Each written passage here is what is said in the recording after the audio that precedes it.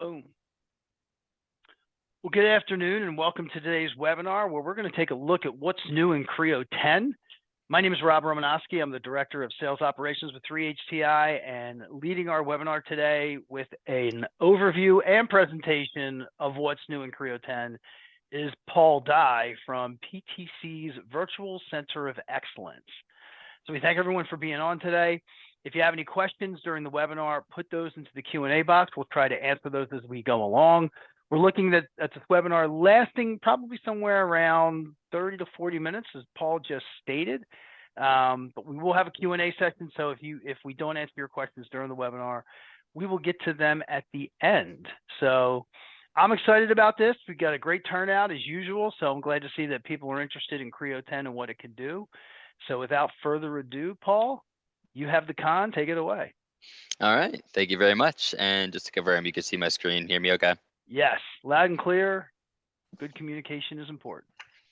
Awesome. Yeah. So thank you very much, Rob, for having me on. And thank you, everybody, for joining. So, like you can see here, we're going to be going through the latest release here of Creo with Creo 10. As is always, we have a ton of different functional areas that we're working with, bunch of new additions, bunch of new enhancements, and even some things that we've never had in Creo before. So very exciting release, a lot of different things that are going on here. And I'm going to be going through everything. Again, not going to be diving too deep into any one section in particular, but more so like a smorgasbord, so you can get a little bit of a taste of everything, see some of the different things that we're working with. If there's anything that piques your interest, feel free to reach out. We could definitely go through and give a more in-depth demonstration or conversation around each of the topics. But just really looking to go through and show you a little bit about what kind of things that we're working on and some of the new additions that you're going to be seeing here with Creo 10. So as you can see, a lot of different areas I'm going to cover. First one's actually going to be a completely new topic, which is into the composite design, manufacturing, and analysis, but a lot of different areas here as well for electrification, ergonomics, productivity and usability, model-based definition, some simulation areas and our solutions there, as well as our manufacturing for both 3D printing and your subtractive as well. So a ton of different areas that we're going to touch on. Some might be interesting to you and be very relevant. Some might not be as relevant as for what you do, but to another person might be very relevant. So want to make sure that we touch on everything. If you have any questions, feel free to drop those in, of course, and we could touch on those at any point as well. So let's go ahead and jump right into it. And we're going to start over here in the world of composites. More and more people out in the industry are beginning to work with composites, and you might think of it more so as just something that you use in things like aerospace or car designs, but it's really not just that. It's, automotive, it's boats, it's turbines, it's bicycles, it's industrial equipment. It's a very broad use case, and we cover a lot of different areas whenever it comes to composites. Starts first and foremost with design, more specifically into the ply and core creation that you have with composites. So you can do the transitions between each of the plies that you're laying out. And once you have all those plies built out into your designs, you then have the ability to create the solid that represents the geometry that we can go ahead and take forward from there as well. Another huge part of what we do in composites is the simulation side of things. We're able to take all the plies and their definitions that we work with in composites, and we can integrate that directly in with Creo Simulate, see what we're getting from the structural side of things. You also have the option to export those designs into third-party tools as well, so we can collaborate very well outside of Creo if that's where you'd like to work too. Outside of the standard types of analysis that you're seeing, you also can simulate the draping of the composite designs, especially draping, kind of like draping cloth over a given shape that you're working with. It's going to drape in a certain manner and really helping us to understand the stresses, the strain, analyze whether or not it can be flattened or if it needs to be split up.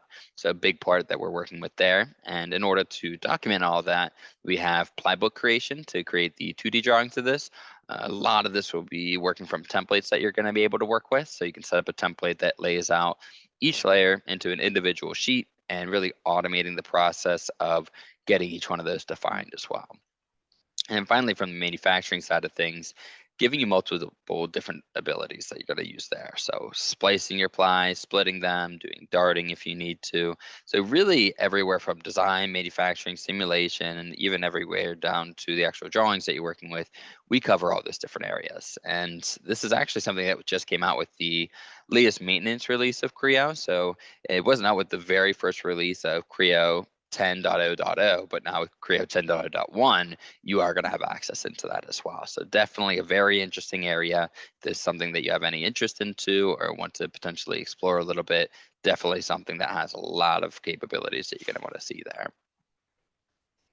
All right, moving on from there, we have our design for electrification. We've really seen a recent resurgence in the need for electrical design, especially as it integrates into what we're doing from the mechanical side of things as well. So, big area that we continue to invest in that sense. It starts with some general usability items.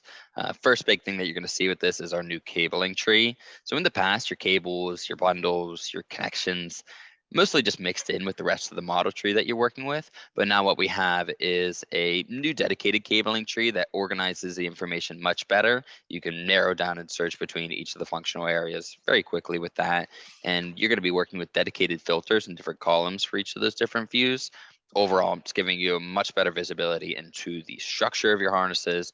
It's making it easier to find elements from within that structure, easier to investigate and really validate the harnesses that you're working with there as well. So if you're working in that sense, definitely going to help you out and really make you more efficient on a day-to-day basis. Now, the next and possibly largest enhancement that we had in this area, especially as it comes to electrical design, is the ability to split and merge harnesses. One of the big areas that this helps with is collaboration. So, say that you're working with a large harness, you want to be able to split that up. We can split and work with multiple designers, really helping you to be more efficient and do more work at once. Once you've completed the work in each of the areas, you then have the ability to merge the harnesses back together into a single harness that you could take forward from that point. There's really a lot of different use cases that this type of functionality could be useful for.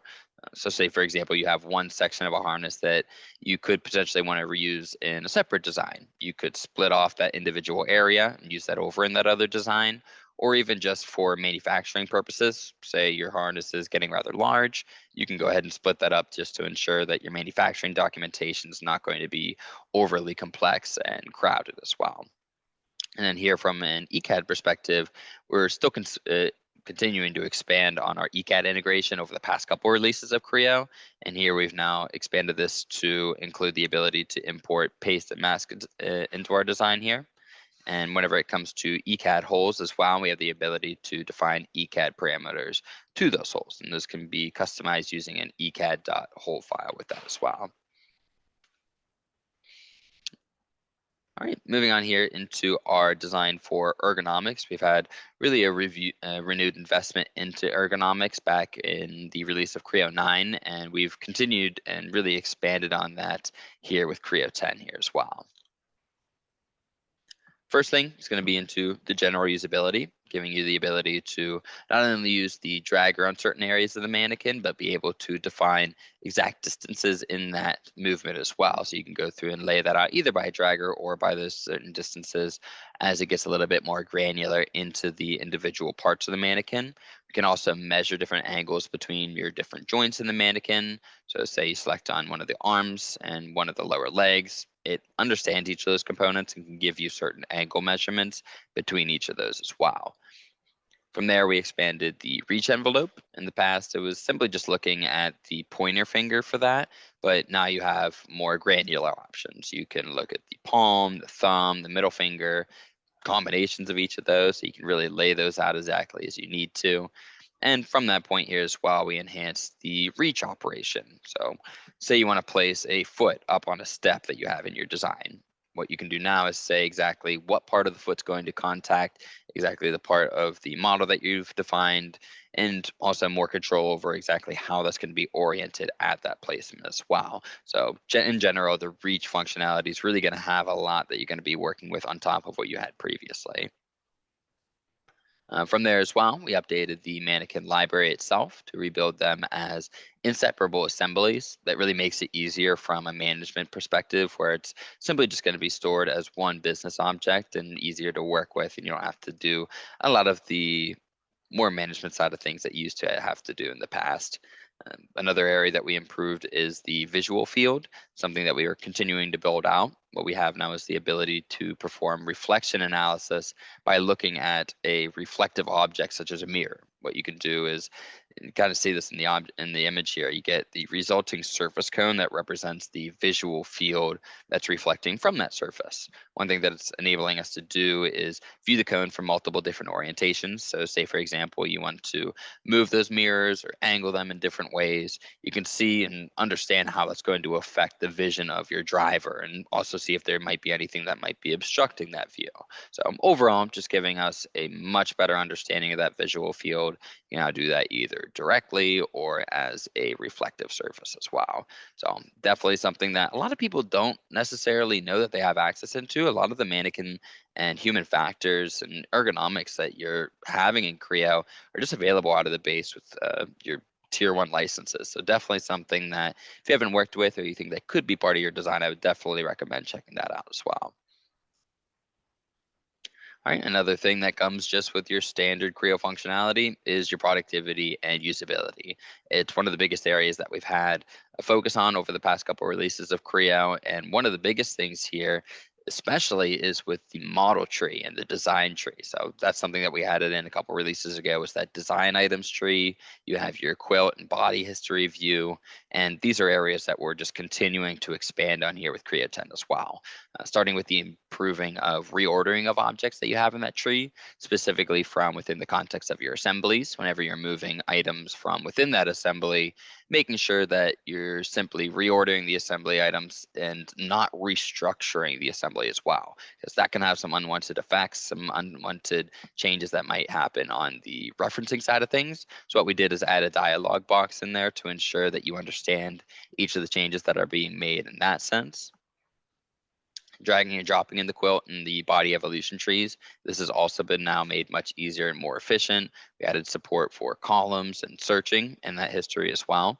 Made some general improvements and enhancements to how we display each of the trees and the control that you have in that aspect. And also from a modeling perspective, we've continued to work inside of our Sketcher tool. First with the project and offset, what you can do is each of these into now construction geometry. We improved also some of the troubleshooter behavior to understand exactly why something that you're working with might be failing. We now include all curves in a feature. That's now an input that you have into those commands. And the same behavior is going to work for more trajectory-based features as well. So those project and offset features are going to work much better for you going forward. All right, looking more so now into our hole feature. This is another area that we began to work with here. Simple holes now can contain parameters and notes along with them. And we made a number of different enhancements in the patterning of holes. Uh, Also really mainly focused on working with patterns with multiple different directions, adding additional controls from that process and the parameters that drive those patterns. So working with patterns is going to give you a little bit more option and more control that you have whenever it comes to the orientation. Moving on to multi-body, this was a huge enhancement and addition that we had over in Creo 7, was putting that into basically every single area of Creo. And now we're continuing to add to that here with Creo 10. One of the things that we added in is a new split and trim feature. It's going to give you more control in your Boolean operations for exactly what parts of the bodies are being kept after an operation. If you want to create multiple bodies as part of that operation, really simplifying the process a bit further whenever you're doing those types of multi-body or Boolean operations. Along with that as well, one of the things that we worked on is propagation in those features. So say, for example, you go to subtract one body from another, you have the ability to propagate the color or the appearances from that body to the new resulting body. So that could be references that you want to propagate over as well. Definitely something that we see, and something that you can now include and make sure that you aren't losing as part of that Boolean operation now as well. All right, more on the surfacing side of things, we added in two new capabilities in your warp tool. The first is the stretch tool. It's going to give you the ability to stretch an object in a given direction. You can now do this up to a given reference that you're defining. So a datum plane, for example. So it's going to give you more control and definitely allow you to create some different types of geometry going forward. The second thing that we enhanced is the spine tool. We can now warp the model from one curve to another reference curve, and it's going to deform the shape accordingly with that as well. Over in the freestyle tool, we now added in rotational symmetry. I can take an object and rotate it however many times that I might need to around a given axis. We can also lock certain areas of a mesh to ensure that those areas aren't going to have any unintended changes as well. And then over in our interactive surface design extension, or ISTX, or style tool, a couple different areas that you might get access into working with those. But we've made improvements to, first and foremost, our curve connections, specifically in the smooth normal connection. What that means is that whenever you're mirroring a curve about a plane, the resulting curve connection that you're going to have at those is going to be G3 continuous. So it's going to be a little bit more smooth, give you a little bit more control in that sense as well. And from there, we also introduced box selection of your different control points. So it's making those selections that much easier and that much faster to make as you're working in that sense. All right, so of course, definitely areas that you're going to see pretty much with every single release of Creo going forward. Always going to be working on those enhancements that just make our everyday designers and engineers much more efficient. Moving on from there, we have another big area as it comes to model-based definition. It's been a huge area of focus in Creo for many, many years now, and really Creo 10 is going to be no different with that as well. Starting first and foremost with relating symbols, we can relate certain symbols or surface finishes to other annotations. That's going to inherit the plane of that annotation and essentially going to be grouping or stacking those annotations with one another. And between those as well, of course, you're going to have associated cross highlighting between some of those related annotations and make sure that you understand what that connection is and make sure whenever you're making changes, you understand exactly what that's going to be doing down the line as well. So even just working from our standard type of model-based definition capabilities in Creo, you're going to be able to do a little bit more so in that sense. You also have some more specific tools that aid us in the creation and really making sure that we're doing all of our model-based definition work as well as possible. So first and foremost, we have the GD&T Advisor tool. If you haven't worked with this in the past, this is an extension that we use oftentimes for guidance during the application of our GD&T in the model-based definition process. We've seen some different enhancements here as well. It includes just some general usability enhancements in the tool. We improve semantic behavior for our general profile information. If you have that general profile being applied to a model, Creo understands that now semantically, and we can analyze the model accordingly. And as it relates to ASME or ISO standards that you might be working with, we're also continuing to improve compliance and detail into each of those standards as well. So making sure that all of the work, all of the checking, all the validation that we're doing in that sense is all going to be done in accordance with those different standards that you might be working with there. All right, moving on to our area of simulation. It's definitely a big focus that we've had for a while now as well. Starting over in the area of Creo Simulation Live, or CSL. First thing that we added in here with Creo 10 is contact support. It's actually something that we initially released in a maintenance build for Creo 9, but it's been more fleshed out here with the official release of Creo 10. One of the main things that got updated in your contacts is the fact that you were previously able to only detect one-to-one contacts in the model, but what you can do now is look at one-to-many or many-to-one or different combinations of those as well.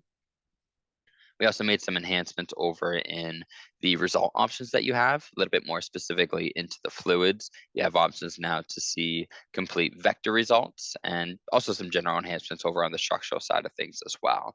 But whether or not you're working on the structural, thermal, modal, fluid flow, whatever it may be, you're going to be able to start to work with some of these different enhancements going forward. And really, again, a very, very powerful tool for our designers that are working more so in the early to mid stage of the design. Definitely something that we're getting expanded use out of there as well. Now moving on to Creo Ansys, this is going to be more so along the idea of doing more validation style analysis. You may have seen some of the work that we're doing over in our Creo Ansys simulation. And what we're doing now going forward with Creo 10 is introducing a Creo Ansys Simulation Advanced option. And it's going to be focusing in now on a couple main areas. First and foremost, you're going to see areas for nonlinear contacts, nonlinear materials, hyperelastic materials. So if you're working with any of those or something that plays a part in your designs, definitely something that you're going to want to be able to use from within the scope of your Creo Ansys work that you're doing. Another thing that you can do from within Creo Ansys is also now combine physics whenever it comes to both structural and thermal simulation. A lot of companies want to be able to do thermal expansion thermal expansion with that. So that's a very large use case that we've seen a lot of people want to work with. So something that you can now work with using your Creo ANSYS simulation advanced capabilities. All right, now moving over onto the side of our Creo flow analysis.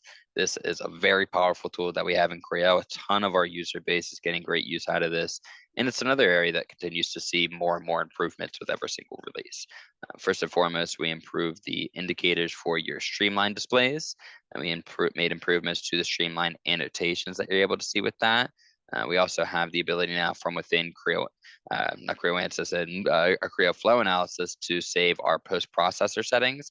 So say, for example, you go through and have your study configured in a certain way that you like for your post-processing of the study, you can now go through and save that off and use that in following studies going forward as well. So definitely something that if you're working with that tool and you have some of those different capabilities and different post-processor settings to your own liking, very easy to now go through and work with going forward from there. And now a quick note over on the side of Creo Simulate, which is our Mechanica engine that's been embedded from within Creo for a long time now. One of the things that we added in here now is the support for multi-body types of studies. There's a lot that goes into that, from interfaces between bodies, the materials, the mesh. So you have a lot of new options that you're going to be able to work with specifically over in the side of Creo Simulate there as well. So I wanted to make sure that I mentioned that too. And moving on to generative design, this is a constantly evolving tool that we have here in Creo. And one of the big new enhancements that we have is the ability to define rotational symmetry. This is going to be a new type of design constraint that you can define from within your design criteria. And it can be combined with planar symmetry as well, that we've had generative up until now as well. So it really opens up the door to a lot of new types of designs that can be built out here in generative. A couple other enhancements that we have in generative here as well. We added in support for point mass and remote loads as you're laying that out in your study definition. And we also continue to build out the capability for making measurements from within the hybrid or the generative body that you're producing as a part of that generation. You can now compare that with your regular geometry that already exists from within your Creo designs. So just continuing to make the integration between those two, the generative design and your standard types of Creo design, much more easy to integrate, work with, and continue to expand upon going forward. So if that's an area that you haven't seen before or haven't seen much into what we do from a generative design perspective, definitely an area that I'd recommend checking out and seeing some of the awesome designs that are really coming out of this as well. All right, moving on to a pretty big area here with manufacturing. We're going to cover this from two different sides. First and foremost, from the additive side with 3D printing, and then a little bit of the work that we're doing over on the subtractive side as well. So go ahead and start here with our additive capabilities that we're adding in.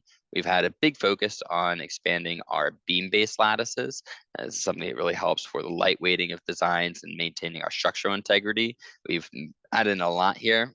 First thing that we added in is a few different options regarding our cells. So these have a lot of different options that we're continuing to expand upon, different cells that you're able to work with in that sense. So it's definitely something that you're going to want to try out there. We also have a new type of cell that we've added in for auxetic cells. These are very, very unique types of cells. They essentially have characteristics that represent a negative Poisson ratio. So basically what that's going to mean for us from a design perspective is if you normally would have a positive Poisson ratio, whenever you go through and deform something, you can kind of see it there in the visual. It's going to bulge outwards. It's going to expand into the outer region outside of that. But with these negative Poisson ratio cells, that deformation is actually going to go inwards. So that results in some very unique use cases I can play into. We've seen this from a medical perspective where, say, for example, you have these types of cells around something like a nerve system that you don't want to expand out into if you have certain types of stresses. It can deform inwards. And so it's really making it more so staying out of the areas that you need it to as well. So tons of different use cases that we're seeing these types of cells being used into there too. Going forward from there, we've enhanced our formula-based lattice cells. These are lattice cells. If you haven't worked with these before, they're essentially built in an orientation where, from a 3D printing perspective, they don't require the use of support material to create. What we added in is the ability to change the density of those lattice cells depending on simulation results. So, for example, if you run a simulation and you see that you have certain high stress areas, those cells can now thicken in those spots while having the thinner walls in areas where there might be lower stress concentrations as well. Over in addition to that, we added in an additional formula-based cell type called IWP cells. These are, again, expanding the options and really the use cases that you could work with and ultimately make your models as efficient as possible with that as well. All right, over on the side of subtractive manufacturing, we've had a focus on expanding the capabilities that we have in our high-speed machining tools. So what we added in is support for barrel tools to allow us to do wall and floor finish tool pass. These types of tools get you very precise finishes while requiring less pass of the tool, so making it more efficient overall. Mill volumes have been kind of a standard over in our standard NC tool pass. This has now been added over in our high-speed machining there as well for what you would do from a roughing or a rest roughing perspective. And as it relates to multitask machining, we added a new CL player for displaying the tool paths that our model's moving through. We can go through and show all the different paths being calculated, as well as looking and checking for things like collisions or gouging as part of that process. And finally, here for area turning, we have the ability for cut com or cutter compensation to look at each individual slice rather than for the entire operation. And for each sequence, we added in a clear distance parameter. So at the end of each sequence, it'll return to a certain distance before moving forward to the next step as far as that as well. And really, not only for manufacturing here, but for pretty much all the different things that I've talked to, so many of these different enhancements are really all customer driven. So one thing I want to mention is the fact that at PTC, and really Creo in general, we're always listening to what our users are saying. We're taking in feedback and looking to add things into the tool to make you more productive, more efficient, of course, as it relates to machining, but also as it relates to all these different other functional areas as well. So bunch of different areas that we focused on. I can go through and just show you very quickly and kind of run back through what I've touched on today, just so you can kind of see some of the main functional areas that we've really been working on here and get a quick recap of some of the different things I talked to. So just going to go through and show a couple things just to start. And of course, usability is an area of Creo that we always see enhancements to. Could be here in multi-body for propagation of appearances, or over in assemblies for making reorder more efficient. This is something that you're going to be able to work with, even areas over like flexible modeling. These are still areas that continue to be improved over there. So making your job as a designer as easy as possible. Composite design is, again, giving you a robust interface for building out these composite style designs, giving you the capability for doing design, run simulations, and automate the creation of your manufacturing document as part of that as well. So a very powerful tool that's going to play a part in many different industries going forward from here. Moving up from there, cabling and design for electrification is definitely going to work differently from how it has before, and for the better. You're going to be working in a more overhauled tree that's going to make design intent much more clear, with the added ability on top of that to split and merge your harnesses. You're just going to be more efficient working in that area of electrification. Same thing whenever it comes into integrating with our ECAD tools. We're able to bring in that data and do what we need to from the mechanical side and really make collaborating between those two different worlds a very streamlined process as well. All right, moving on from there, our design for ergonomics is another area that we've seen our investment into, making sure that the users of our products see and feel the things that they need to. And from a usability perspective, making sure they can reach and work in the best way possible as well. Moving on from this point as well, model-based definition is a growing area that we have in the world, not only for design and manufacturing, but really across the enterprise. Everything that we're adding into the tool, from expanding our symbol capabilities to the general usability improvements, is making sure that you're getting things done quickly and making sure that everything is accurate as possible. We're using the GD&T advisor to make sure that we're validating the work that we do in model-based definition. And also, if you're doing things like tolerance stackups, making sure that everything you're doing there is working with model-based definition. You can see in the area of simulation, continuing to expand on that partnership with ANSYS. First of all, in our high scale validation style of analysis in Creo ANSYS, you can now work with those nonlinear materials, hyperelastic materials, and even down to combined physics to expand the different use cases that we're working with. And if you're looking for quick simulation feedback, Creo Simulation Live is again giving you more capabilities than ever before, and continuing to expand on the different result types that you look at there. Whenever it comes over into emerging technology or working with our generative design, this is something that you're going to see more and more types of new designs that you haven't seen in the past. On the side of additive manufacturing, this lab's capabilities are going to have more options and different configurations that you could set up and build out your models for. Again, more optimized for your 3D printing processes, but at the same time, still continuing to keep up in the area of subtractive manufacturing too. So either area that you're working with, you're going to continue to see those different improvements whenever it comes to manufacturing in Creo. All right, so I know I touched on a lot of different things today, a bunch of different functional areas that we dive into and can really get deeper into as well if you're more interested in one area in particular. So what I can do now is open it up to see if we have any questions along with that. If there's any areas that you want any more information on, anything we could touch on, definitely more than happy to do that. Nicely done, Paul. I appreciate it. Nicely done. So we did have a question earlier in regards to you were showing composite space structure and layer thickness.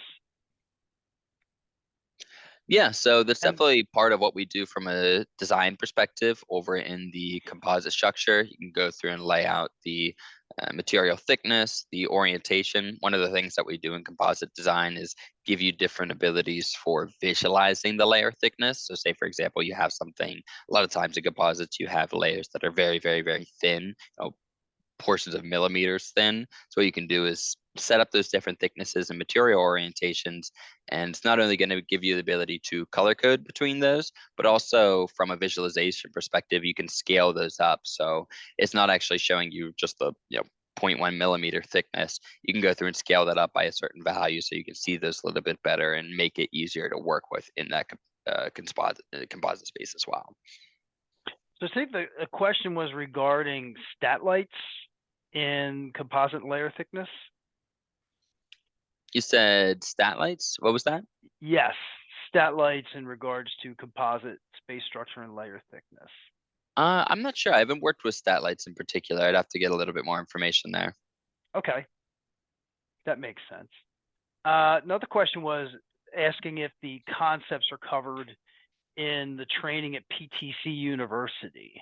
Yes, so pretty much everything that I've talked to today gets covered to a certain aspect over in the PTC University. Some of them may have very dedicated courses and 3-hour instructor-led courses that you can go through and work with over on the Creo Learn Online subscription, but also pretty much all of these are going to have dedicated tutorials over in the PTC University that are going to be on demand that you could pull up and work with to learn about that as well. So differing levels that it'll be covered in depending on what exactly is going to be instructor-led versus what's just going to be on-demand content available to you already. But pretty much all these different areas are going to work their way into what we do from a training perspective. Good deal. I think that about wraps it up.